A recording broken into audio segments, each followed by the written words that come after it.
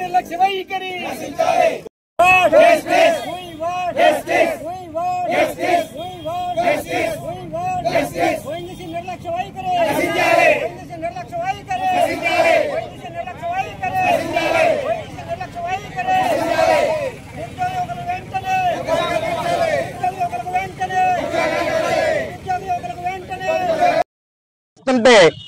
ONGC వారు ఈ రోజు వరకు కూడా ఏ విధమైనటువంటి సమాధానం లేకుండా మమ్మల్ని అనేక రకాలుగా శాంతియుత సమస్యలకి రమ్మని కోరినా సరే ఏ విధమైనటువంటి సమస్యలకి రాకుండా మమ్మల్ని మభ్యపెడుతూ మరి గ్రామాల్లో అనేక శిక్షలు పెడుతూ మరి ఈరోజు వాడరేవులు ఒక ప్రమోటెక్ అనే కంపెనీకి ఒక కాంట్రాక్ట్ కట్టబెట్టి ఆ కాంట్రాక్ట్ లో 116 ఉద్యోగాలు కల్పిస్తే ఆ కాంట్రాక్ట్ ఉద్యోగాలు ప్రభుత్వం జీవో 70% ఉద్యోగాలు స్థానికులకు ఇవ్వాలని 70% ఉద్యోగాలు ఇవ్వాలని ఉన్నప్పటికీ కూడా ఏ విధమైనటువంటి పర్సెంటేజ్ ఉద్యోగాలు కూడా ఇవ్వకుండా గ్రామస్తులకు అన్యాయం చేస్తూ మరి అలాగే ప్రమోటెక్ ని గట్టిగా డిమాండ్ చేస్తున్నాం.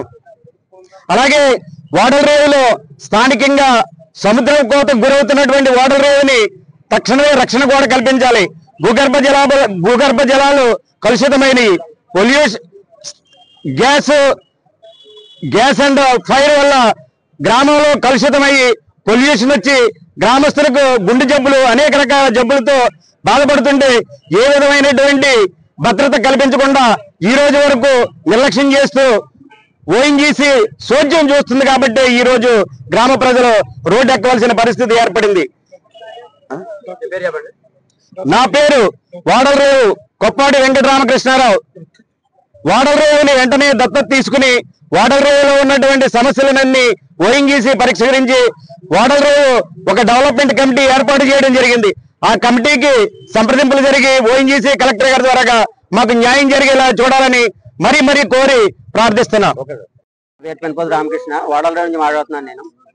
మేము వారం రోజులుగా 7 రోజులుగా 8 రోజులుగా వాడలరేవు ఓఎన్జీసీ సైట్ వద్ద ధర్నా చేయడం జరుగుతుంది.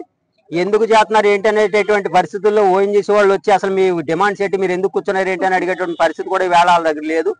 మేము ఎందుకు చేస్తున్నాం అంటే వాడలరేవు గ్రామానికి అన్ని విధాలు అన్యాయం జరుగుతుంది. ఒక 40 సంవత్సరాలుగా సంస్థ ఉన్నా కానీ ఆ సంస్థకు సంబంధించిన డెవలప్మెంట్ ఏమి జరగట్లేదు.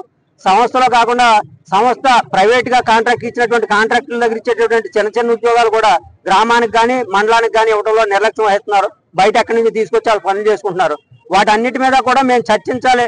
ఓఎన్జీసీ నిర్ణయాధికారి ప్రతినిధులు వచ్చి కలెక్టర్ గారి సమక్షంలో మా ప్రజాప్రతినిధుల సమక్షంలో మీటింగ్ పెట్టి మా సమస్యలు ఏంటో అడిగి మా న్యాయమైన కోరికలు తీర్చే వరకు కూడా ఉద్యమం కొనసాగుతుంది.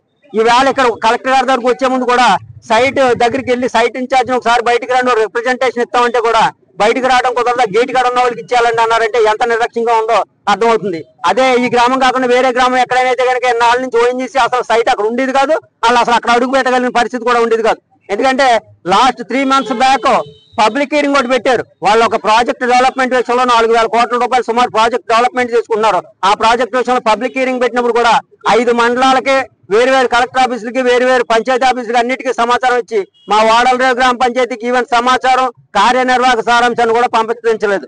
నేను ఆ పేపర్ స్టేట్మెంట్ చూసి ఆ సంబంధిత అధికారికి ఫోన్ చేసి వార్నింగ్ ఇచ్చే వరకు కూడా మాకు సమాచారం కూడా ఇవ్వలేదు. అంటే మా గ్రామానికి అన్ని విషయాలు అన్యాయం జరుగుతుంది. వీటన్నిటి మీద కూడా అధికారి వారు కావచ్చు, మా ప్రజాప్రతినిధులు కావచ్చు స్పందించి ఓఎన్జీసీ నిర్ణయాధికార ప్రతినిధులు తీసుకొచ్చి సమావేశం ఏర్పాటు చేసి మేము ఏవైతే డిమాండ్స్ పెడతాం అందులో ఎన్ని పాసిబిలిటీ ఉంటాయి ఎన్ని పాసిబిలిటీ ఉండదో వాటిని ఆలోచించి ఏ టైంలో చేయగలరో, మా గ్రామాన్ని దత్తత తీసుకోగలరో లేదా మా గ్రామానికి సిఎస్ఆర్ సంవత్సరానికి ఎంత ఖర్చు పెడతారో, మా గ్రామంలో మేము కోరుకున్నటువంటి కోరికలు ఎన్ని నెరవేరుతాయి ఎన్ని నెరవేరో ఒక స్పష్టమైనటువంటి హామీ రిటర్న్ గా ఇచ్చే వరకు కూడా అక్కడ ఉద్యమం కొనసాగుతుంది. ఇదే విషయాన్ని వేళ మేము కలెక్టర్ గారి దృష్టికి తీసుకురావాలి కాబట్టి తీసుకొచ్చి మా గ్రామానికి ఓఎన్జీసీ వారికి వారధిగా ఉండి జిల్లాకి మా ముఖ్య ప్రతినిధి జిల్లాకు జడ్జి లాంటి వారు మాకు న్యాయం చేయాల్సిన కలెక్టర్ గారే కాబట్టి వారికి రిప్రజెంటేషన్ ఇచ్చి తెలియజేయాలనే ఉద్దేశంలో ఇక్కడికి రావడం జరిగింది. మీకు అందరికీ కృతజ్ఞతలు. డిమాండ్స్ ఎస్ఆర్ సైడ్ అన్ని గ్రామాలు కూడా తీసుకొచ్చి మా గ్రామానికి మత్స్యకారు భరోసా అని చెప్పేసి ప్రతి మండలంలో ముమ్మిడివారం మండలం ఎలాగైతే చేస్తున్నారో అలాగే మాకు వేయాలని ఇలాంటివన్నీ కూడా ఎమ్మెల్యే గారి దృష్టిలో కూడా పెట్టాము. అయ్యే కాకుండా మా గ్రామం ప్రస్తుతం ఎప్పుడో నేను 5 సంవత్సరాలు సర్పంచ్ గా ఉన్న టైంలో కూడా గ్రామం దత్తత తీసుకున్నానని చెప్పి అన్నారు. తీసుకోవడం జరిగింది అంతే తప్ప దానికి ఏమి ఆచరణలో పెట్టలేదు. ఒక రోడ్ లేదు. వాడలు రండి ఒకసారి మీరు అందరూ కలిసి చూద్దే కానీ మా గుంతలు ఎలాగున్నాయి, రోడ్లు అంటే చంద్రబాబు నాయుడు గారు రాకముందు ఎలాగుందో ఇప్పుడు ఎలాగుందో మా పరిస్థితి అంత దౌర్భాగ్య పరిస్థితి ఉంది. కాబట్టి మీ పత్రికా విలేకరులు అందరూ కూడా మాకు అన్ని విధాల అండదండలుగా ఉండి మా గ్రామానికి సహకరించి మా గ్రామం అన్ని విధాలు ఆదుకోవాలని చెప్పి మీ అందరికీ నమస్కారం చేసి కోరి ప్రార్థిస్తున్నాను.